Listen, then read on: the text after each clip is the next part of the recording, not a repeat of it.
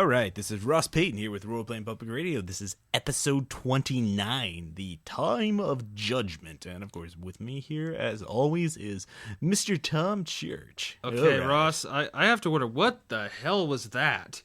Starting at about the episode number and the name, and then introducing me, that wasn't an announcer voice. That was fucked up, weird, something else voice. Well, Tom, I could do this. I could do it again if you'd like me to. Well, at least that voice sounds human. What the hell was that other one, man? I don't know. It's damn.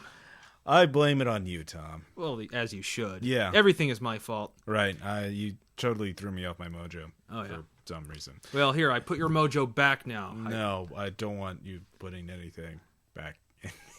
That's all right. Yeah, innuendo. Yeah, I know, it's horrible. Anyways, we have a pretty full episode today. We've got a lot of different stuff. We're going to be doing some reviews of new RPGs, and also reviewing some bad GMing habits. So it's a little hodgepodge, a little bit of this, a little bit of that. Yeah. So layers upon layers. Exactly, and of course this first episode we're using a new piece of audio equipment, a Behringer Composer Pro XL audio interactive dynamics processor model. Oh man, MDX 2600. It just looks high tech. It is. It's got a lot of dials and knobs or pots and lights. There are lights. And lights on that.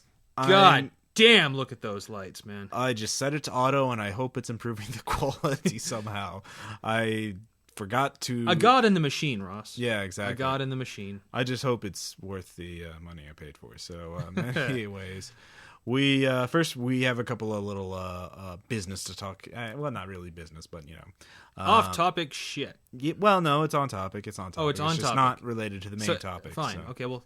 Yeah. Can just proceed. First thing, we have new forums for Role Playing Public Radio. They are using brand new forum software called Simple Machines Forum, SMF, and there's a dice roller on it. So if you want to do a play-by-post game, you can roll dice on it. You can totally freaking do that. I'm actually starting up a play-by-post game. I'm still recruiting for it. It is a Lawn Orkdom Special Villager Unit themed game using Rhesus. A very light RPG. So if you're interested in trying out a play-by-post game or posting about internets or RPGs or the funniest videos, two threads we've already posted. One is I've written up some material for a dark superhero game inspired by The Watchmen. Once I saw the movie, I was like, all right, yeah, I'm going to have to run again. Yeah, it's like my group. Yeah, shit, got to do it. Yeah, got to do it. So I'll link up in the show notes. Check it out. It is. They never forgive you if you didn't. Yeah, exactly. And also we have a thread on bad GMing habits, which is... We'll go more into that later. Yeah, more to that later. So go ahead and stop by, register, say hi, and talk about all kinds of... Hey, if you're lucky... We might even respond to you. Or I will. I've registered to the damn forums, Ross. You haven't posted those, so... I'm busy. Yes. Doing other things. I realize that, so... You think you're better than me? Somewhat, yeah. Okay. I was just I'm curious. published. I'm a published writer. You aren't. Ross, what? Did you have to bring that up? I guess, because you won't. You won't write. Ooh, yeah, I went there. You wounded me. I know. Speaking of writing, I know some, I've been talking in the last couple episodes about Tides of Doom, a D&D 4th edition adventure that I wrote. Enunciate. Yes, I wrote it actually last year, a year from this month, March 2008. And I had a lot of material cut from it. There's a lot of stuff about the cult attacking the characters in the village. There's a vigilante hunting the cultist. All kinds of fun stuff. So it wasn't fun enough. Well, it was an anthology. I can see why they cut it. I mean, well, it's their property now, isn't it? However, they have given me permission to post it. So there will be a PDF attached to this episode about. With this cut material, and it's also going to be posted on the side, obviously. Director's cut. Yes, so it won't have any stats. You'll have to have Tides of Doom in order to use this material, or you can still read it. There's nothing wrong with that. Yeah, so check that out, and I hope you guys enjoy it. Let's see here. What else? Oh, my movie is finally out. Well, your father's movie that you directed and edited edited, and did most of the producing and advertising. Yeah. So more of mine. But he wrote it. He wrote it. I was the Umbrella Wrangler. Yes. This is a movie called Motorhome from Hell. We'll have a trailer up in the show notes. This is my first real video project, and yeah, it's been going on a while. Well, we started shooting in 2004, to be honest, and then shooting most of the footage took a year. And then editing it took another year, and then I just re-editing it took another year. Well, honestly, it's just been a lot. Doing and editing an entire feature film by yourself is very, very time-consuming. Yeah. So, and I cannot say that I did any of that. I can say that I did suffer for that movie. Yes. I stood there holding an umbrella over the camera for your father as he shot, with him having his cigar right in my face. Yes, poor Tom. Yeah. And just so you know, we have the DVDs. We will have them for sale. So normally we're going to be selling them for $20 on Amazon. But for you RPPR listeners, those on the internet, can buy them directly from me for $12.50. And why should you buy them? Well, if you mention you're an RPPR listener, I will include an RPPR postcard, which has great, just fantastic artwork on it. Yes. So you get that for free just by mentioning it. But if you want more, for $3, we will give you a personal, unique message, possibly a gaming haiku, and we will both autograph it, the postcard. And because we're famous, and obviously our autographs mean something. Yes, exactly. So that's something to check out. And for $10, we will have a mystery grab bag. We'll throw in a couple of spare character sheets, characters from other games, odds and ends we happen to have lying around, notes that I've handwritten. And if you have something in particular you wanted, we could figure something out. So we may even include a D4 we actually stuck to our foreheads and had to stay there by the perspiration. Or I will do. Fine, I will do that. What Tom said. You want that? So, trust me, that's a collectible. Well, the website for Motorhome from Hell is rifflepictures.com, and there's a PayPal little shopping cart thing. And in your checkout message, just mention you're an RPPR listener and what you want, and I'll get you taken care of. So he'll hook you up. Yes, and also there's posters of the movie if you so care to check those out. So yeah, yeah. That was beautiful, Ross. It was. I'm just take a breath, breather. Yeah. So that's success, is what that is. Exactly. So let us now, one other thing though. The New World campaign. I know you've been talking. I mentioned in the last episode the New World campaign on a ransom model. I will have that set up with the show notes for this, and it is going to be set up a ransom for 1 month, $400 to write the campaign primer. Now this won't have everything in the campaign, but this will have enough to start out a campaign in the New World. It'll have the basics. Notes. Well, I'll have a whole write-up. It has an introductory adventure, 5 new monsters, new feats. The Gripply is a playable race. A lot of good stuff, both as a player and as a GM. So, and we're hoping to get some artwork from my friend Andy in Seattle. Yeah, exactly. So it'll have artwork. It will have images. Imagery. So you can actually, wait, are there pictures in this book? And we can say, yes, there are. Well, it's a PDF, so, yeah. Mother of God. So if you want to see the New World campaign in PDF form as a free PDF, contribute to the ransom model, get your friends to, even if you it's new free 4th edition material, D&D material, written by me for you. So contribute to the goodness or whatever. And you'll know that even as you donate, you're not only getting a free PDF, you're donating to this podcast. Well, really, and that to me, is beautiful. I'm writing it, and you're not doing any of the work, so you haven't offered me to do anything. Well, I've looked at your published track record, and I just don't feel that. Suck my ass, Ross. Just suck my ass, okay? So that's that Green Ronin proposal for your Mutants and Masterminds scenario. Shall we move on? God damn it! Every day. Yeah. So why don't we first do some of these reviews. So yes, let us commence the reviews. All right, first up we have the Assemblage of the Crystal Sphere. It's a D&D mockumentary, and this is something that was sent to us as a review copy, and basically it's a comedy. I mentioned it a couple episodes ago. Yeah. I think episode 27, or 26. I don't know. That is basically following a D&D group as it's completing like a several year long campaign, like 2 or 3 years. 5 years. 5 years.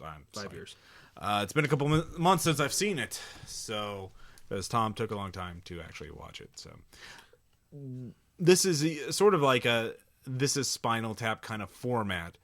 But it's like an actual documentary. Yeah, like I said, mockumentary, like a fake documentary. Yeah. So the idea is to follow these players as they're talking about the culmination of this 5-year campaign. Things from the actual game. Their origins as a group. And who they are in real life and things like that. So, Tom, you saw it most recently, so why don't you talk a little first? Well, I have to say that I didn't quite know what to expect from it, because I've seen a lot of mockumentaries about gamers that just get really stupid. Well, I don't know if mockumentaries. I've seen comedy movies. Comedy movies. Compilations of gaming. I wouldn't even call them movies. Really? Yeah, some of them I've seen. Okay. Like The Gamers, I would consider a comedy movie. Yeah, exactly. And The Gamers, too, is a comedy movie. Yeah, but what I liked about this one mostly is it wasn't as stupid zany. Right. I mean, they were shooting it like a real group would. Like they were really making a documentary about this. Which, it worked well for me. Because I was, I guess, kind of expecting another, a bunch of stupid bullshit, Like, oh my god, look how much we're losers, we have no life. No, they avoided a lot of that. I mean, they of course, they had their nerd cred going still. They mentioned a lot of, obscure facts about certain movies. So I believe that this was an actual gaming group doing a documentary about their campaign. Okay. That's one thing they pulled off pretty well. I bought this. Okay. So it had that suspension of disbelief. Yeah, this right. So I was like, no, I accept this. Just like, okay. That's an accomplishment in and of itself. Just getting me to go all right, I believe this. Okay. So you believe this, but was it worth watching?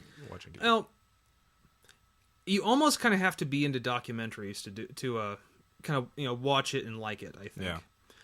Yeah. Because it's shot so well that it's like you really are watching a documentary, and if you're not into documentaries, you're going to watch it and you're probably going to get kind of bored. Yeah. Because you're probably going to be waiting for the comedy to come that doesn't really come. Yeah. Yeah, there are some funny moments in it. It's just I think the one guy, I think it was Paul. It's like I hate Wizards of the Coast. Yeah. That kind of shit. It's good, but it's not. Yeah, it could have used tighter editing, I think. I felt sort of similar to you. It's just there's these long spells where they're sort of immersing into the characters and getting into the game and things like that. And it's just watching people game and talk about it, and I guess is yeah. It's probably pretty typical group. But then again, with us, it's when we do an actual play. That's kind of what that was. We're more like fuck god damn. Well, no, we scream about frog snatch and things a lot more. Yeah, classy stuff, Tom. No, but I'll say this for that group, they were keeping it together. More than we do. Right.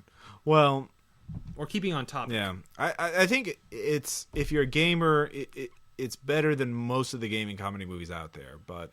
Unfortunately, the gaming comedies movie that are out there, very low threshold. Yeah, the bar is set ridiculously low. I mean, there's the gamers, and then there's the gamers 2, and which I was so shocked when I saw those. Like, wow, that's good. Yeah, especially the first gamers. Yeah. So, but both of them are really good. Well, I'm really glad in this one that they avoided dressing up as their characters in the actual game. Yeah. I think the biggest problem with it is it needs to be tighter edited, and I think it should have, like if you watch a Stephen Guest mockumentary, this is Spinal Tap. He has meticulous, Best in Show. He has incredible editing, incredible timing, and these people just don't have that. I mean, it's unfair to compare these guys to them because those are professional actors, comedians at the top of their game, and professional editors. And but I mean, people are going to compare them to that because they're going. It's just going to happen. Yeah. So it's a worthy effort, and I think it's worth watching if you're really into D&D gaming comedy. I mean, if that's your thing, if gaming comedy is the funniest thing to you, I think you'll enjoy it. But if you're just not that much into gaming comedy or gaming comedy movies or that sort of thing, it's probably it's going to be a little something too of a dry hard for you. watch. Yeah, so, if you're not into it. So yeah, it's worth watching. All right, and up next I will be reviewing Cthulhutech. Right. It's best way to put it is Call of Cthulhu meets anime. That's the best way I can put it. It's Call of Cthulhu, except it's in like 2000, the late 21st century, where we're fighting off the mythos with. I thought it was further in the future. It might be. But it's future. You're the one who read it, so. Mm-hmm. But you don't remember. I'm pretty sure it's. I'm pretty sure it's then, Ross. Okay, go ahead. Go on. Whatever. It's like the future. All right. Okay, the future. God, just nitpick. Okay. But we're fighting off the mythos with giant robots, kind of Guyver-like biosuits, and advanced technology. It's not exactly post-apocalyptic, but shit's destroyed and population's down to like 2.5 billion. How is that not after an apocalypse? Because society's still functioning.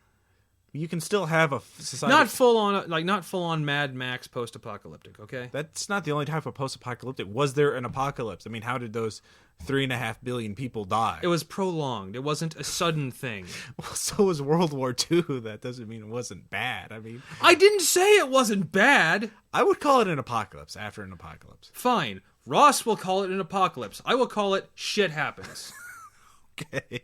To me, an apocalypse is where all of society completely breaks down as well. Okay, so, all right. To the future, bad stuff is happening. Yeah, and we're fighting, and we're basically using anime weapons to fight off the mythos. By anime weapons, you mean giant robots. Yeah, and also, if you're familiar with the Guyver, like bio-battle suits. Biomechanical battle suits. Yes. And insanity, it's... I guess the core of this finally just comes down to, do you like having the mythos be actually hopeful that you can defeat it? Okay, so that really is embedded in it. Yeah, it's saying that humanity now has a chance, that we're no longer just the insignificant specks in the cosmos with our technology, and now we're learning about magic as a society. We're apparently slowly advancing to the point where we could actually be part of the universe as opposed to just a fly speck on the map. Is there a theme about, like, because we become more powerful in that sense, we become less human? Yeah, there is that. Sanity is not quite. I mean, there are sanity points, but it's not quite as all pervasive. Mm-hmm. You still do the normal shit in the mythos. Use magic too much, you'll go crazy. You see horrific enough shit, you'll go crazy. But it's not all It's not as all pervasive as it once was. I see. And I guess whether or not you like this is how much of a purist you are at Call of Cthulhu. If you're really sold into the 20s and and even Delta Green, still a frail human, just investigating the shit. We're not investigating anymore. Right. It's the general public knows about it. Everyone knows about it. Okay. So, if you want the mythos to be defeated, I guess this is the game for you. I'm pretty sure my group, who don't like the idea of encountering horrors they can't do anything about, this would probably be the perfect game for them. Like, oh, so now we have the means to fight them off. I see. But did you look anything into the system? Like, how complex does it look? Did you make a character? No, it's point based. I haven't made a character in it. Okay. I really want to hold off reviewing the system until I actually play it and or run it. Fair enough. Well, we'll do a follow-up. But it's a point based system. Less stats and skills are based on professions. Again, it's just done in a different way. Okay. So really, all I can really comment much on is the setting itself, because that's a huge part of it. Right. And there's the two playable races. There's the human and the alien, the aliens that the Migu have created. Right. Okay. Fair enough. And there's factions like the Esoteric Order of Dagon's now a worldwide faction. Ooh, they're bad. They are. They're so bad. So bad. Okay. Any last words? So you'd recommend getting it if you're... I'd recommend getting, especially if you like the mythos, but you don't have to absolutely just have it as the pure way it is. I think you'd probably enjoy this. It'd be kind of nice to actually play a game where you're not helpless against them, or actually people you may actually hate that too. Yeah, no, there's a lot of Lovecraftian purists who would be they would say it's missing the point of the Cthulhu mythos to be able to. I mean, that's the whole. Yeah, point. And there's some new monsters they've made up. They've revisited some old ones. Right. And they don't even give the stats for Cthulhu though. They really say he's still the one. Like, you're not supposed to fight him. I see. Interesting. All right. Okay. The next game is Paranoia XP. I played that years ago. Well, it probably wasn't the XP edition. Probably this not. Is a new edition. It's the basic premise of Paranoia. It's in the future. Kind of a dystopian thing. This very dystopian. The computer knows everything, and the computer is your friend, and the computer will execute you for treason for being a commie mutant traitor. There's many ways to be a commie. So traitor. It's Big Brother hell. Yeah, something like that. But it's a comedy game. Happiness is mandatory, or you will be executed. Yeah, the only thing I remember this one picture from I think it's probably the book you were running from, not XP, but everyone having these ridiculously over exaggerated grins, walking by a security guy in armor who's he was glaring at them. Right, exactly, and that's sort of the point. Now, the basic Paranoia has been around in RPGs for a long time, so if you're not familiar with it, as a player, you're playing a clone who's just been promoted to troubleshooter. Troubleshooters are, of course, the adventuring class of Alpha Complex 1, which is the complex that you're in. And you solve problems for the computer. Now, death is something that's almost certainly going to happen to your character sooner or later, but you have clones that will appear through teleportation or being shot through a cannon or any number of ways, who will appear as soon as your clone 1 dies, then clone 2 shows up. That's just how it works. So it's almost better than resurrection, but you only get so many clones. Now you almost have a live set. Right. Now the way Paranoia XP works now is that there are 3 modes for it. There's sort of a serious mode where you can run it as a straight up sort of dystopian sci-fi adventure. You can do it as sort of the classic, or you can do it as sort of the new version, or not the classic, but the sort of crazy, wacky XP one, or sort of a moderate, the Looney Tunes version. Yeah, exactly. Or just do the moderate kind of standard Paranoia. And there are options for doing all of this. Now, I like the premise of it. I think the problem with me is that, one, it's going to be hard to get my group players to play it, because I could probably do this in one shot, but a lot of you guys I know aren't that fun. It just doesn't seem. Some people are really into it. Some people really aren't into it. Right. I mean, it's one thing to go into a serious game and joke around, but to go into a comedy system and then joke around even more is just like it's inviting a clusterfuck. Yeah. And the next thing is I like all the stuff that's in the game. It's just the way it's laid out. I don't know what it is, but using that sans serif font, that sort of Arial kind of thing, just the way the book is laid out, it's hard to find things, and it's just kind of ugly. I mean, It's got this layout left over, this classic layout left over from the 80s. It's just like, I don't really. I mean, I guess they had to please the old school players, but I really don't like the way there's a reason things change. Yeah, I don't really like the way the book is laid out. So, of course, I mean, that's a minor thing, though. But, again, like the system, I can't really comment on it. I've read it, and I sort of understand it, but you don't really understand a system until you've run it or play it. Right, and I know it's like heresy for us to review games we haven't played or run. Right. Well, we'll have actual plays of them sooner or later. I will revise my review of Cthulhutech after I have run and or played it. Right. So I would recommend, if you think your players can get into this, I think, if you can get them to run a comedy game, then give them a Paranoia XP, especially if they aren't familiar with it, because I think Paranoia XP has the same problem that Call of Cthulhu does in a way, and that's sort of like, it has such a reputation that a lot of players are just automatically turned off by it. That like, oh, Call of Cthulhu, tissue paper characters, and Paranoia XP, oh boy, meat puppet. Yeah, exactly. Yeah. So I think they both suffer from this kind of perception. So I will run it sooner or later, and I will have more to say about it. But overall, I think it's worth buying if you're running any type of science fiction game, because there's a lot of material you could do for, like, you could have Alpha Complex 1 in a serious game as a dystopia.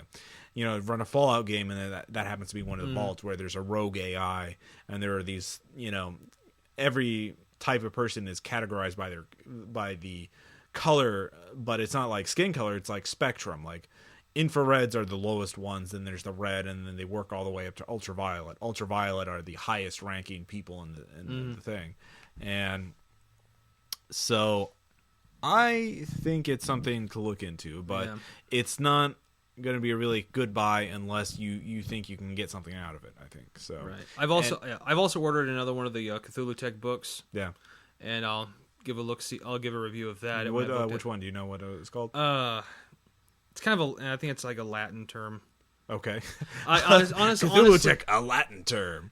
Or I could be totally fucking wrong. I could just be a total ignorant dumbass, which Ross will back me up on that. Yeah. Thank you, Ross. But no, for the life of me, it's not like it's like Cthulhutech, you know, Secret Origins or something you can remember. Yeah. True. But you know, it's one that I actually got just looking up. I was actually just looking for pictures of ghouls from Lovecraft.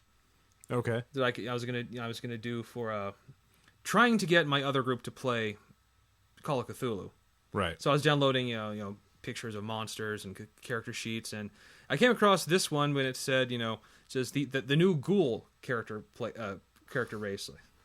Okay. That sold me right there, and as the last game we did should probably tell you. Yeah, I ran a Call of Cthulhu, crazy Call of Cthulhu one shot for two friends who came into town last weekend, and Tom and Jason, and it was a very like Call of Cthulhu with the cheat codes enabled. So is how or a game genie being used.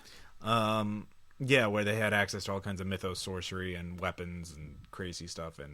But anyways, enough of that. So overall, Assemblage with Crystal Fear is for people who are really into gaming comedy. And if you're really into gaming comedy, I'd recommend it. Otherwise, it's a little slow. Yeah. So, but still, it's a lot better than most gaming comedies. Yeah, actually, it has achieved notoriety just because it doesn't suck as bad as most. Yeah. Cthulhutech, you would recommend? It's not your grandma's Call of Cthulhu. Yeah. Paranoia XP, I would recommend if you're into comedy games. It's a really great comedy game still. I'm not so sure about the serious mode that it's touting now in XP mode. But definitely as a comedy and as a resource for sci-fi games, because I think you could use Paranoia XP as an adventure for any sci-fi system. Yeah, right. Or most sci-fi systems. So that's something to think about at least. Anyway, we also would like to do, before we go to Tom's letter, we mentioned earlier we'd like to review some GMing habits. It sounds a little weird, but I read a little while ago, and I mentioned this in the thread on RPPR forums. I read this thread on Ian World where it's talking about, is this a problem?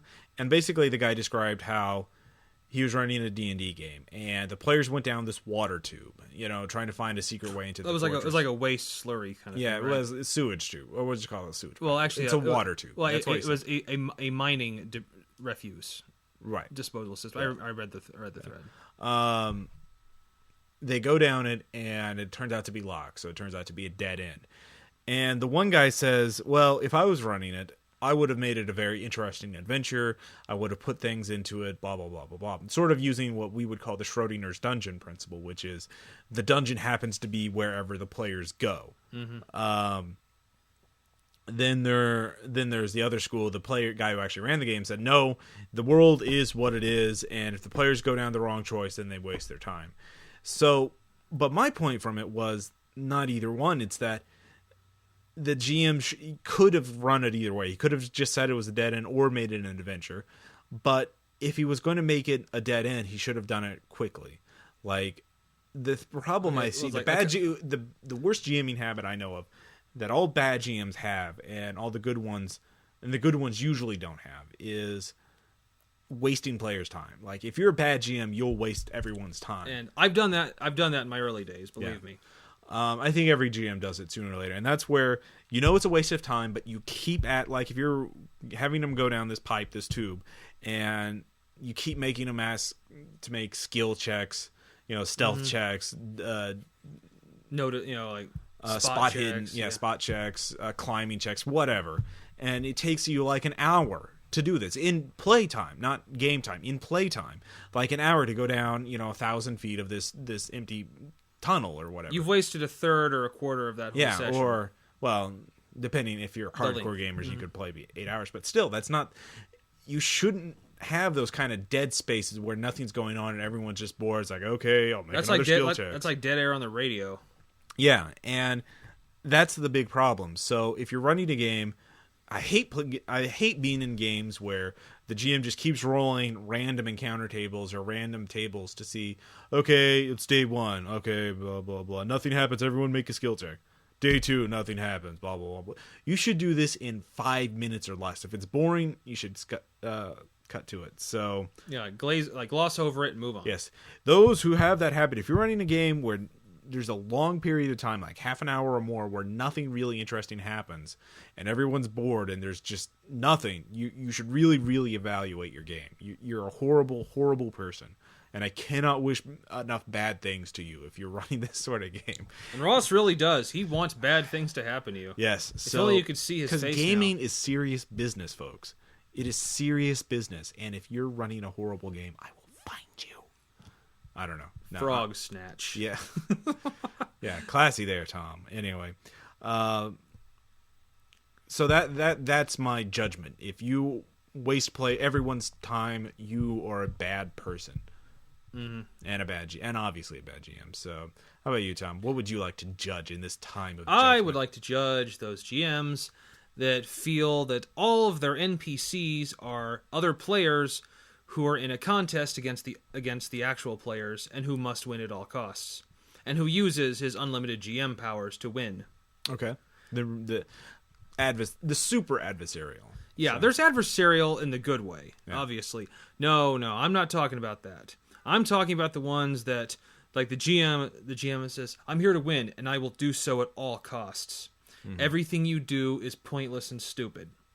I'm talking where... Just to get past a guard guarding a bridge. Says, okay, well, I sneak around him. Says it's far. It's like, there's far too many things to make noise. Says he'll spot you. He'll hear you immediately. Okay, well, I sneak. Says there's nothing. There's no cover. He'll see. Like he has a complete view of the whole area. All right, well, I walk up and try to fast talk to him. He says he's immune to words. He says he lives only to guard that bridge. Okay, well, I bribe him. He's far too loyal to the crown for that. Wow. And I'm not bullshitting you. This was an actual experience I had. This was. And finally, he's like, well, then I try to kill him. He's wearing plate armor and has only the best weapons. He'd fell you in an instant. And finally, I believe we actually ended that with, all right, fuck it. We don't go to the bridge. We go away. He says, well, but you have to go across the bridge. No, we don't.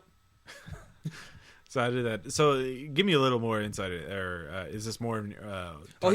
He's actually the GM I'm going to mention in my letter. Okay, so this is something you'll elaborate on. Him, in a way, but let's just say this was the person that had two. I think this is the GM that had two people that hung on every word he said and did everything he asked. I see. They were his toadies. And the problem was when he got two of them that did that, he expected all of his friends to treat him the same way. I see. And that didn't fly with all the rest of them. He got fairly lonely.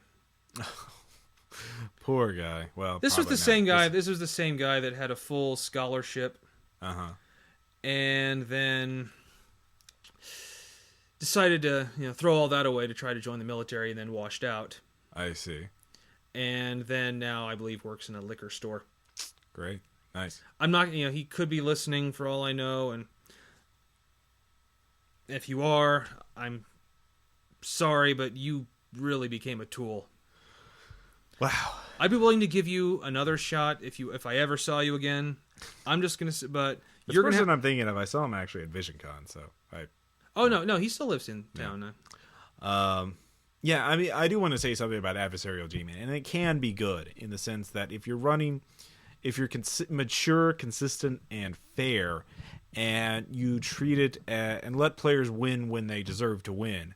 But you try your best to have the NPCs win, then, or have, make it very hard, very challenging for them, then it can be a very rewarding game. If that's what everyone at the table is into, if everyone wants a hard challenge and is willing to lose, if they aren't roll well enough, or if they don't fight well enough, or whatever, then that's fine. The old school dungeon crawling, where that's where people come up with crazy plans to get over traps and use 10-foot poles and rope and blah blah blah. A goblin at the end of a string. Yeah, exactly. So if you have that kind of level of skill and you really like that, then that's great. But I mean, if you're just being like, you are my little puppets that are going to do dance for me. Yeah, dance for me. Then, yeah, fuck that, man. That's just, screw that. Yeah, let's say that group just collapsed utterly. Yeah. Okay. In fact, I think it actually might have caused one of my best friends to just bail completely on all of us. Wow. I'm not going to go into details on that, but drama. It's total drama. Total Drama Island. Wow. I know. Which I think that's a cartoon. That's my judgment. All right. Fair enough. So I think we're out of judgments for this time. Well, that we care to air. Care to judge at this time, yes. We have judged that we have nothing left to judge. So let the judgment stand. Yes. And so ends the time. It's late. We suck at this. We did. No, we're great. And of course, the real winners out there are our listeners. You guys are awesome. You're great. We love all of you. Yeah. Except that one Canadian guy. Motherfucker. Yeah, Mr. Eternal Green. Yeah.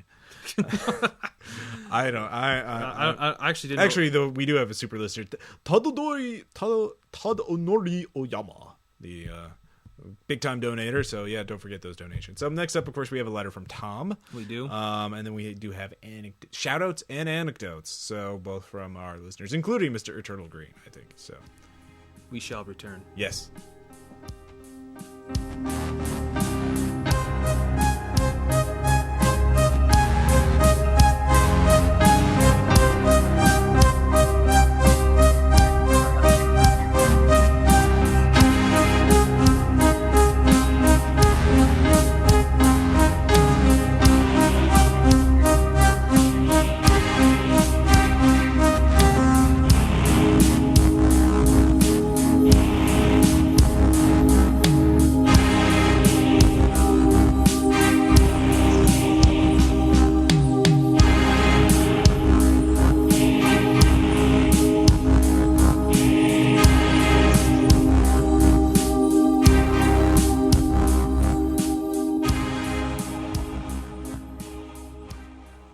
Notice that some things are just bad ideas. I'm talking about full-on, train wreck, defying all logic and common sense, bad ideas. Of course you have. You've seen them all too often in your lifetime. The House Un-American Activities Committee, Coke 2, Trickle-Down Economics, the Moonwalker arcade game, Mighty Morphin Power Rangers, the Third Reich, Ishtar, and thalidomide. Bad ideas that made you want to walk a tightrope made of razor wire hung over a pit full of molten shit. I say this because this letter is about a really bad idea. An idea of a group of social malcontents playing a Dragon Ball Z RPG. Cast your mind back. It was the late 90s, and everyone in the group I was playing in was a malformed nerd drone with the social skills of a camel spider on angel dust. Dragon Ball Z was just becoming huge, and it was only logical that a game based on it would follow. And so, like Dr. Frankenstein throwing the switch and screaming, "It's alive, motherfuckers!" we set out to play the game. The group consisted of myself, a quiet introvert I shall call Spineless Fuck, a Ritalin junkie I will call Dorky Fuck, a morbidly obese kid I will call Fat Fuck, and the GM, who I will call Ninja Wannabe Stalin Fuck, thus named for the fact that he told everyone who would listen that he was a master martial artist, and that he demanded unquestioning loyalty from all his friends. The premise was that we were members of the Frieza gang sent to Earth to find out what happened to Vegeta and Nappa. The other characters are unimportant. All you need to know is that I was fully involved in my Castor Troy man crush. So, of course, I was playing Castor Troy, the villain from Face Off, only he was a Namek, who had enough power to destroy a planet. Tom, shine on, you glorious fuck. The details of the game are meaningless. All you must hear is the event that made the game the stuff of shit-smelling legend. Ninja Wannabe Stalin Fuck was a control freak who didn't like to lose, even as the GM. He was controlling Goku and spent the entire game describing how invincible he was. Spineless fuck just sat there and said nothing. Dorky fuck was constantly using the same attack, screaming it out loud every time. Fat fuck just sat still, gorging on Doritos and bean dip. I decided I had enough. I immediately left the battle, pretending to flee. Ninja wannabe Stalin fuck loved it, thinking he had intimidated me. I made straight for Goku's wife Chi-Chi's house.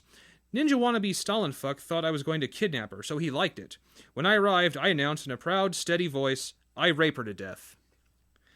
That stopped everything. However, Ninja wannabe Stalin fuck decided to show off his intimate knowledge of Dragon Ball Z by saying, but Namex are genderless. Expecting this, my character drew the gold-plated pistols that were a constant prop for all my Castor Troy clones.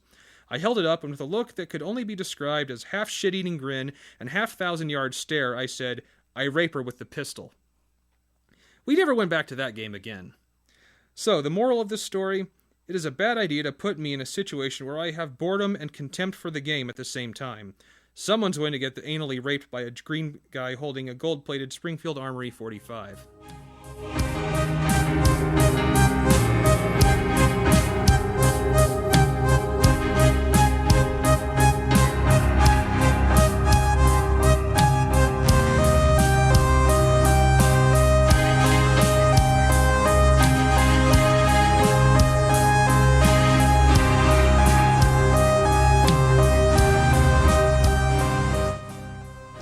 Tom, that is Horrific? Yeah, that's horrible, Tom. You should really be ashamed for doing that. I mean, well, I expect better from you, and I was 18 at the time, Ross. That's not still. That's.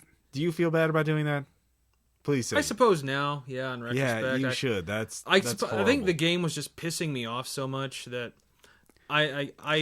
there are other ways of doing it. You commit suicide. They're probably your character commit suicide. No, Ross. Yeah. First of all, I'm not Blackleaf. Second of all, Blackleaf. Yeah. Second of all, that is not what men do. That's wrong on so many levels. Yeah, it is. Yeah. But still, I thought it would be good comedy and good shit for the show, so I admitted it. Okay.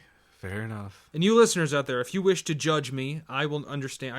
Yeah, I'm going to judge you, Tom, and I judge. Well, I don't care about you. Oh, well. The listeners out there might. Yeah, and if you think post that about was it on the forums. Yeah, if you think that was bad, then I will accept that. Yeah, you should. Then again, if you think I was justified because the game was pissing me off and I just wanted it to end and I was 18 and didn't know any better and that was the first thing I thought of, then okay. But come on, the GM had a point. Namex have no gender. Yeah. So I had to use something. You could have just shot her. You could have just killed her. I could have done that, yeah. Yeah. And maybe it was the most of a 2-liter bottle of Mountain Dew. Is this a Twinkie defense? I'm not saying it's a defense. Do you even know what I admitted I did it. I totally admitted it. I said maybe there were some extenuating circumstances, maybe not. Yeah. Do you know what the Twinkie defense is? I'm pretty sure you're going to tell me. At the same time... Do you know who Harvey Milk was? I do, Ross. Yeah. Do you know what happened to him? He was assassinated. He was assassinated. Do you know what the defense of this his assassin was? Do tell. Basically, among other things, his assassin was, or his killer, was another council member, another politician, another guy working in City Hall. And he said one of the reasons why he killed him was he snapped because he was under a lot of stress. And one of the reasons why he snapped was that he was eating so many Twinkies that it imbalanced his mind neurochemicals. So it became known as the Twinkie defense. Or I'm, of course, probably... You should look it up on Wikipedia, which is obviously the bastion of true accuracy knowledge, and honesty. But fair and that's balanced. the basic... So when someone says a Twinkie defense, that's... You basically pulled a Twinkie Noted. defense. Yeah. So, although, to be fair, doing horrible things in an RPG is a lot better than doing them in real life. Exactly. So yeah, where were we? Oh, yes, we were talking about things. So, I think we are... Oh, that reminds me, actually, on the Something Awful, they have a traditional games discussion forum, which you could check out, I guess. But the RPPR forums are where it at. But anyways, they have this thread called grognerds.text where they post the worst of the worst from every RPG forum and website on the internet. Part of it was they posted people who just real neckbeard Asperger's, really idiotic, you know the type of nerds who just don't get basic social nuance and are just so you just have to face palm, every time they say something. You're just like, oh god. They are to nerds what nerds are to everyone else. Yeah, I mean they're worst nerds. I mean, like, a nerd can still be a nerd and understand basic hygiene and etiquette and so forth. Basically, and leaves the basement. They had in this thread, they had to talk about how these neckbeard nerds, these really horrible nerds, were arguing that rape was somehow less bad than murder, and like, oh yes, they even like somebody created a formula saying, well, if rape does this to this person, then obviously if they have less suffering mathematically than if they were murdered, then obviously it is less bad. Or I mean, I can't some bullshit like that. It's just boggles the mind how they could say, oh yes, blah blah. I mean, talk about missing the point. So I just thought I'd bring that up to talk. I guess you're in good bad company. Come on, this was Castor Troy as a Namek anally raping Chi-Chi with a pistol that didn't actually exist. Come on. Yeah. Well, it existed in the and context it's not of the like game. it's not like I went into gory detail. I announced I rape her to death with the pistol. Still. All right, we're dwelling way too long on this. You brought it up. I know, I did. So I'm a horrible person too. Let's talk about some shout-outs. Oh, let's. Do you want to give yours first, or? Yeah, sure. Why not? All right. Mine's another video game, but no, it is not an obscure one. That obscure, thankfully for Ross. No, this was a 2005 game, Silent Hunter 4: Wolves of the Pacific, which is a submarine simulator. I actually kind of think I like the third one better, but it got a lot of flack because you're, controlling a U-boat, and people were saying it's unexcusable to play a German submarine. Yeah, whatever. Yeah. But in the end, it's the level of realism you can put on it is actually almost worrying at times. Yeah. How so? Well, let's just say. Well, let me go back to an actual kind of obscure game, Silent Service for the NES. You remember that one? Vaguely, yes. All submarine games are basically the same to me. Sure. Okay. I mean, they're all. But I'm trying to make a point here. Yeah.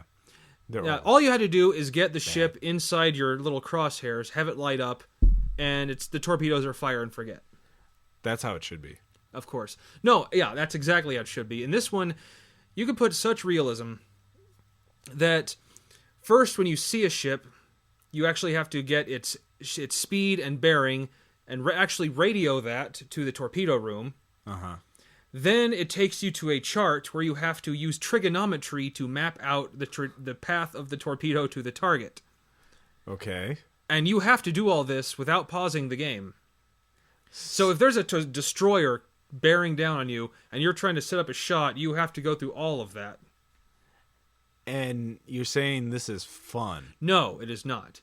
You can also do the easy version, which is basically just line up a ship, lock on, move your bow so it's basically pointing at the target and fire.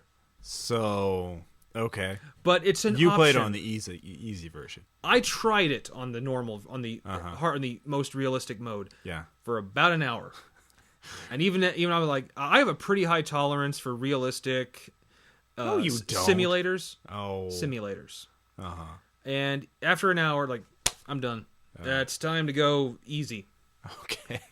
But I love simulators, like flight simulators, war simulators. Love them. Love them, love them, love them. And this one is one that, on the easy mode, pleased me. I see. Well, that's fascinating. It really isn't. It really isn't for you. I can't believe trigonometry in a game, and that's supposed to be. Well, yeah, some people are just weird. Grognards. Yes, I know. Grognards. I'm not gonna say it. You can. My shout out is for a video game, a computer game called Mount and Blade. I think I'm pretty sure I've mentioned it before on the show, or gave it a shout out. Now it's up to version 1.0. And last weekend, Gamersgate, a website where you can buy and download video games, had a sale where it was 70% off. So it was like $8. And I was like, why, yes, I will buy this video game. Thank you, company. Basically, Mount and Blade, it's a medieval sort of warband kind of game where you start as a normal dude. There's no magic in it in the base game, but you can be, pick your skills like horse archery or leadership or prisoner management. Every point in prisoner management lets you capture up to 5 people, and then you can sell them to the ransom broker for money. Just so you know, or surgery or it's not slavery. Yeah. Well, basically the ransom broker says, well, I'll try and ransom them to their families first, but if I don't get any money from them, then it's to the salt mines with them. Oh, okay, so capturing slaves is okay, but this anally is violating one woman with a pistol. This is the Middle Ages. This was historically accurate. This was anime, Ross. You're lucky I didn't make a tentacled thing. Yeah, that's true.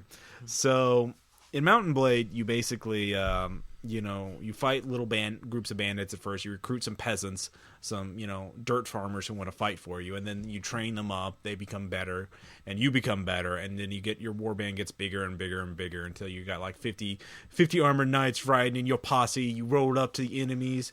They be fronting, and then you step bitch. up. Yeah, exactly. All right. And so it's ridiculously fun, especially when you get a horse and a lance, so you can use jousting and just basically all I do is get on the horse, go ha ha, I get one enemy, run through their ranks, turn around, get another one, and it's fun because they're pretty stupid and they can't hit me that well unless they do and they kill me, but yeah, it's one of those games that I've been playing that's like, oh, where did 3 hours go? So I should have eaten dinner. Yeah, and it has lots and lots of mods. Star Trek, Star Wars, Lord of the Rings. I haven't tried any of them yet. I'm just doing the base game first. Bro, Ross is a purist. Yeah. No, it's just I haven't had time to find. The thing about mods that I don't like is that it can be really hard to find the good ones and not waste your time with the crap ones. Because every game that has modding capability, people release like 5,000 mods for it, and 99% of them are crap. I mean, it's like, Goku, awesome, Thug Rockstar, all right, here's my unbalanced game that is a piece of shit and it doesn't work, and blah, blah, blah, blah, blah. And here's the Sword of Omens from Thundercats, if I may insult Aaron for a second. Yeah, exactly. Crap like that. Total crap like that. And so... or that they're not balanced well, or it's just not as fun to play as the base game. So for me, it's like spending the time to find the good mods. I'm not bored with the main game yet, so why spend time looking for something that might be better than the base game? Does that make sense? Yeah, don't fix something that isn't broke yet. Yeah, exactly. So when I get bored of the base game, then I'll try it out. I do have one last shout out, and this is to a rather obscure movie, a Western noir. Ooh, yeah, yes. Made 1993. It's called Red Rock West, and it stars Nicolas Cage, who does a really good job in it, as a drifter who bartender gives him a job, but he finds out the bartender mistook him for a hitman that he hired to kill his wife. Yeah. So Nicolas Cage is like, yeah, I'll take the job, and the guy gives him $5,000. I want you to kill my wife. He's like, oh, okay, and it goes on from there, and it's. Dennis Hopper shows up later on as the real hitman, and it's a really solidly well-built noir movie. It's set out west in Wyoming or something like that. Really, and I think it would be great for a little. Just Dennis Hopper's character would be good as to base any sort of crazy hitman. It's like a hitman with really low self-esteem, which is great. It's like, what, you think you're better than me? You think you're better than me? And, while he's holding everyone at gunpoint and forcing them to drive where the loot is or whatever. Right. And it's just, I don't want to buy, like, the hitman picks him up at first and is like, doesn't know who Nicolas Cage is. Like, I want to buy you a drink. We're both Marines. Blah, blah, blah, blah, blah. Not probably spoiling little bits of it, but whatever. It's great. The hitman with low self-esteem is great. The husband and the wife are great. It's a very well-constructed movie. So and Nicolas Cage, more importantly, is acting well. Yeah, he doesn't overact. He just plays it kind of straight. He's kind of just like an ex-soldier, kind of drifter looking for work kind of guy, and he doesn't go nuts with it, and he had good direction in it. So see it for nothing else. Go Nicolas Cage. Yeah. I mean, along with Nicolas Cage can be a good actor. Leaving Las Vegas. Just don't watch next. Raising Arizona, Red Rock West. They're all named after places. So if he's in a movie named after a place that was made, come up with the rules. Don't watch next. Seriously. Yeah. Well, don't even watching the Riff Tracks version of that. Yeah. It was hard to watch. I haven't seen any good Nicolas Cage movies in the last couple of years. I don't think he's made any in the last couple of years, to be honest. So no, I like Ghost Rider every time actual Ghost Rider was in it. Every time he was in it, like, oh, I didn't see it. You're not missing much. Yeah, exactly. But of course, lastly but not least. You're tired, Ross. I know. We do have an anecdote, and this is from Eternal Green. Our Canadian guy that I just made fun of earlier. Hi there, Alex. We hate you so much we're going to read your anecdote Yes. Now. Hey, Ross and the other guy, Tim or something. I've got a problem with like your point of view on how to solve said problem. He mispronounced my name. He did. He mistyped it, or deliberately probably. Son of a bitch. One of the guys I play with and GM for, well, for lack of a better term, camps a lot. He doesn't set up a tent and sleep in the woods. No, he stays in a fucking spot and with any long-ranged weapon he can find and waits for the enemy to come out. That wouldn't be a problem, except he always does that. He put that in all caps, so that's important. Okay, always. Got it. All right. When he's forced to go into a place, he'll use the most ridiculous precautions regardless the situation calls for it or not. Let me give you an example. Please do. I was running a game not too long ago using a homebrew system. System makes the players more vulnerable, but far from useless. They just have to use their brains when it comes to combat, as they have very low HP. The setting is a modern time, as there is a new form of disease spreading across the continent. I thought it would be interesting to have a game happening at the moment of the epidemic, but before the actual apocalypse. The players, of course, know that I've mentioned this disease for a reason, and that they'll have a real problem on their hands eventually. But for now, the disease is as worrisome as bird flu or SARS, and they're just people with regular jobs on the wrong street at the wrong moment. Okay, yeah. So right off, some random guy falls unconscious on the sidewalk and starts trembling heavily. They're thinking zombification. But it's just a red herring. As good citizens, they call an ambulance and tend to the guy, although wary. I had to remind them that they probably wouldn't make any connections with the disease, and that he just looks like he's epileptic or something. The ambulance comes, and when that's where there's a car crash. While the other players run to check the car crash, Mr. Camper runs to the car and tries to hotwire it. I'm like, what the fuck? And his logical explanation was that he'd use it to run over the mutant. One of the other players was a cop, which made the whole thing even more retarded, as he'd just get arrested for being a fucking psycho and get shipped into an insane asylum. Of course, a mutated, enraged human comes out of one of the vehicles and attacks one of the players, and one of them smashes his head with a pole. Cop calls for backup as logic dictates, along with Mr. Camper, and asks him for his gun. When the cop refuses, he calls the player out for being a power player because he's hoarding all the weapons. I love this. Yeah. Oh, this is precious. I love this. A brain tumor grew inside my cranium at that point. While the other players do their stuff and eventually get into another fight, I have to put this other player on a leash somehow, and he's not making it easy. Is there a gas station close by? Why? In case we're overrun, to blow it up. You're not going to blow up a motherfucking gas station. That's in all caps. Yes. As you see, you're just apparently one insane person. You're not in a zombie... Oh, you see just one apparently insane person. You're not in a zombie apocalypse. Fine, is there a convenience store that could be defendable around? Yes, there's right there on the map. Okay, I run to it. The cashier is pretty shocked as he sees you running into the store with your knife still in hand. Oh yeah, the knife. I throw it in his face. He rolled a crit. Well, that's just fucked up. It's not really a problem, as he's usually pretty good acting in character in most games, just not in seemingly non-threatening environments. The problem becomes apparent in the game sessions where he did have a gun. The game after this first one was set much later date, where the disease had turned people into mutants and wiped off most of the human race, and these mutants started to kill each other off, leaving America with less than 20,000 mutants and 400,000 humans. That's not bad odds. Yeah. Of course, we don't know how dangerous mutants are. No, these could be like super mutants, man. Probably. Plus, the mutants can infect more people. Most humans lived in protected quarters, such as malls or schools, and whatever could be easily protected. And some were hunters. Hunters have the purpose to hunt the remaining mutants in the area in an orderly fashion and to gather food when needed. They were always sent in groups of 3, equipped with various weapons, alright? It was dangerous, but I figured they'd be able to fend off whatever came their way. Guns a-blazing. How wrong was I to let Mr. Camper become the leader of that small group? Yeah. Their first mission was to find out what happened to a group who hasn't reported back to HQ. They know what area they were supposed to clean up, so the job would be relatively simple.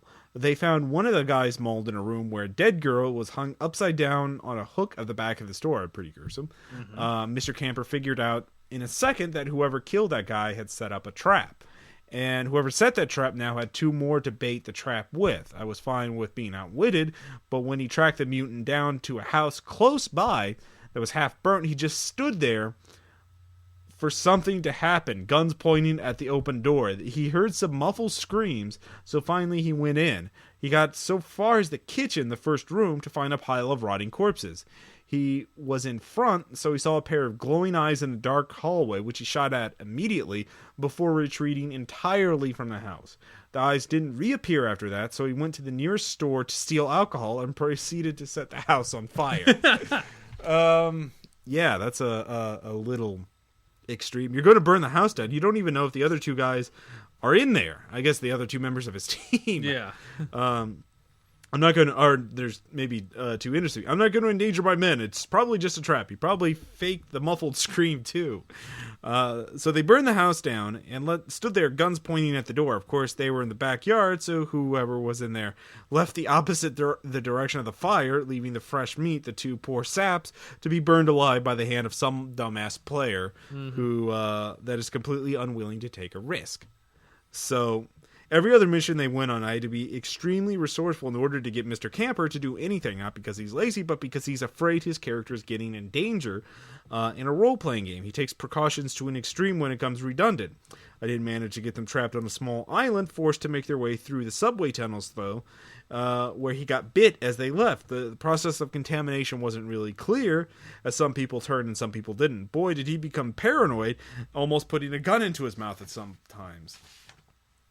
Although I'm able to prod him along and use my power of the fictional settings to make things happen anyway, other players don't want to play with him as he slows the game down. I agreed. You know, any way of making the players over-precautious or even too metagamey to, well, play well.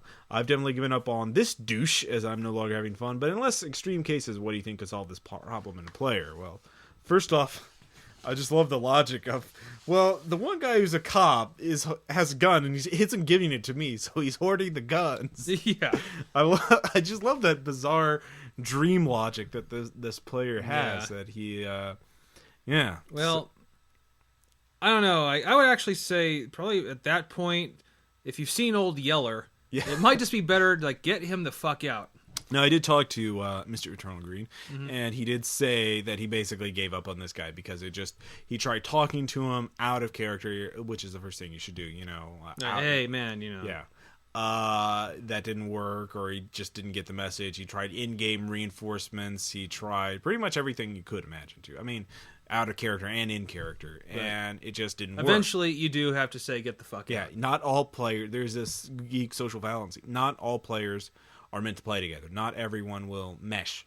So, yeah. But in less extreme cases, let's take it hypothetical. So how do you get someone who's too precautious? So I think one is that players tend to think that being reckless is going to get them punished. And so they take that to the extreme. So you should do the opposite, where being bold and being decisive rewards them, where saying like, there's a time limit, or if a player's too cautious, he doesn't get the reward, or something like that. Or, in the case of that hostage situation, actually make it obvious there's a hostage situation going on. Yeah, exactly. You know, let the player know for a fact that there's someone inside, and that if they don't do something, that person will die. But if they rescue the person, they'll have a new ally. So that's or it's a kid. Yeah.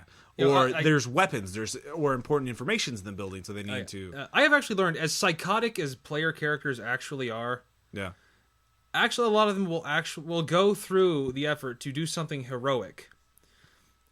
If you give them the opportunity, right? As kill crazy nutso as a lot of them are, I've actually found even the most psycho player. Yeah. Given the chance to do something that makes him look good and it makes him heroic, and have people say like, "Oh, thank you, you've done all I can. Please, I have nothing to offer you, but everything I own, which is this chicken." That's, it's they players like praise. Yeah. Whether coming from you or an NPC. Yeah, they like being big shots too. Mm-hmm. Like having, like in most games, the default. I think in gaming, there's this tendency to make all NPCs adversarial, to make them challenge, because usually the typical NPC in a game is an enemy, someone who wants to kill you, or just an antagonist. Yeah, well, not someone out to kill you, but who works against your interests. Who fights you. No, I think most NPCs are met through combat. And so most NPCs are... I mean, that's the default thing. I'm just saying. If you think about it, even in the New World campaign, most of them are... Well, probably the New World, but I think overall... Well, especially... Come on, some of them are 10 times the bigger than Lex Luthor, man. Yeah, yeah. That's an aside. New World campaign, one of the players, Cody, was framed for assault by the slave trader Axgor. Cody then immediately exclaims, "This guy's a genius. He's 10 times Lex Luthor times 10." You know, because he was framed for assault, which was like 100 gold coin fine.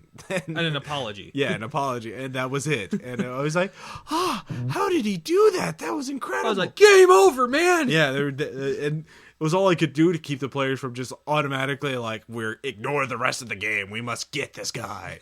So this is like, in the New World campaign, the players hired a lawyer, so a defense lawyer. Yeah. So I think that's well. It wasn't Cody wasn't framed. It was Jason who was framed. No, it was Cody who was framed because he paid it. Yeah, because he paid the fine. Well, he paid the fine, but wasn't it? It was Jason that threatened Axgor. Yeah. Jason kept like threatening the witnesses who came forward to back up Axgor's story. It's like, change your story right in front of the guards. It's like, change your story. And the guards are like, please stop trying to threaten the witnesses. Please stop tampering with the witnesses, sir. That was funny. So we'll have, that's session 11, I think. So we got a ways to go, but we'll have that up there.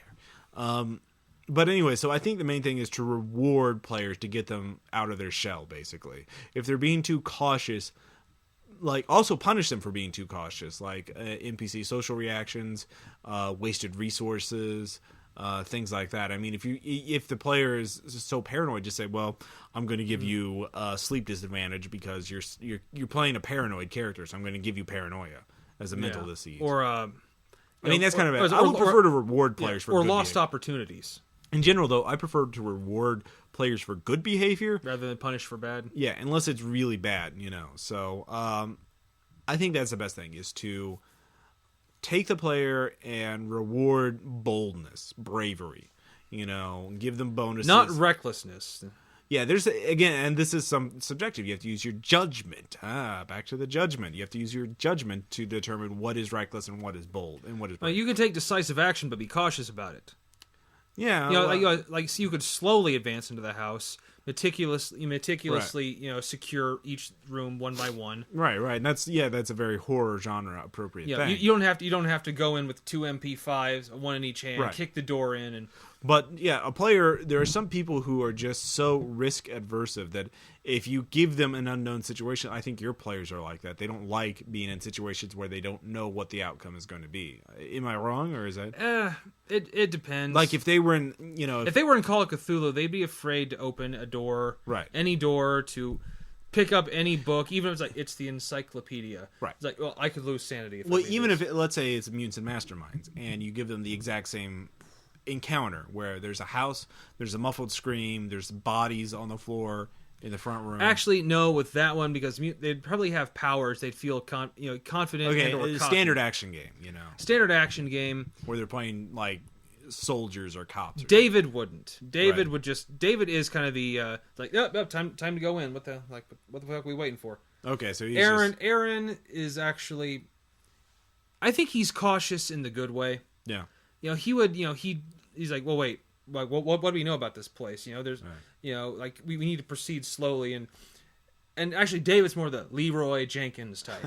but Aaron's not sitting back there for like 10 minutes, like, all right, let's crunch some numbers, how we can, you know, how many they have in there, and right. But he exercises caution, which is good. Okay, Aaron actually, I'd say, has grown over the years as a player. Well, that's good. Yeah, I think so. The big lesson is reward good behavior more than you punish bad behavior. So reward frequently and punish occasionally. Yeah, occasionally. Well, consistently, but not as badly. I mean, try to emphasize good behavior. But if someone just totally fucks everything up. But you have to know when to draw the line. So, and then I think like when I beat the woman to death in the tea shop. Yeah, exactly. That was a fuck up. Yeah. Well, that was entertaining though.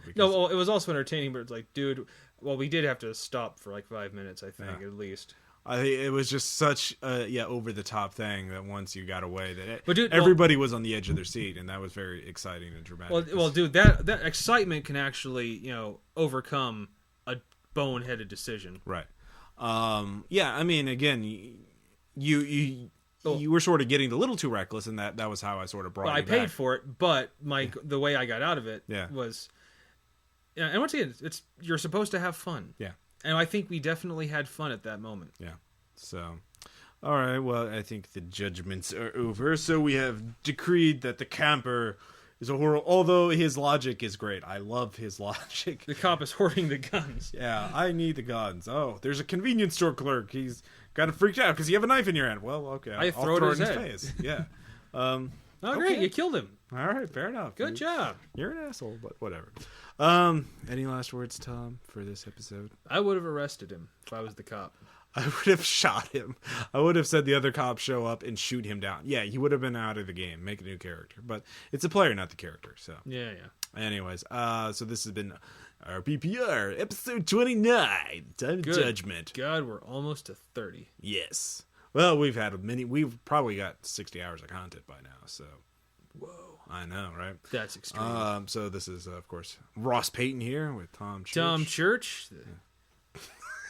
That's right. Yeah, I was just saying about him. All right. What the hell is that look?